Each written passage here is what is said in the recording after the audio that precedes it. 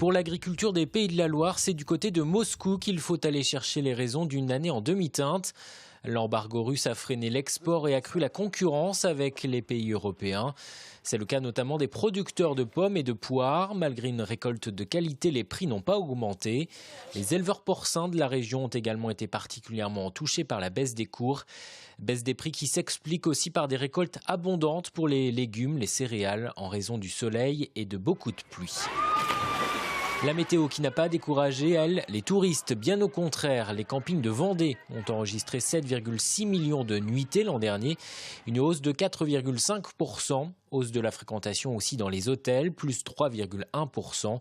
Le tourisme se porte toujours bien. La première économie du département a été stimulée l'an dernier par les Français, les Belges et les Néerlandais.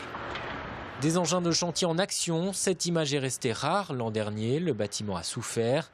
En Vendée, le nombre de permis de construire délivrés a baissé de plus de 10%. Résultat, dans la région, le nombre de salariés du BTP inscrits au chômage a grimpé de 9,8% en un an.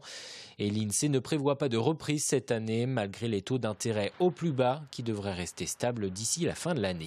En résumé donc, 2014, année morose, 2015, année plus rose selon l'INSEE.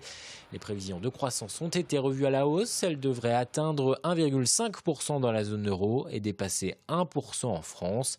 La consommation des ménages continue de soutenir l'économie, manque l'investissement des entreprises. Mais selon l'INSEE, dans l'industrie, les entreprises devraient de nouveau investir cette année.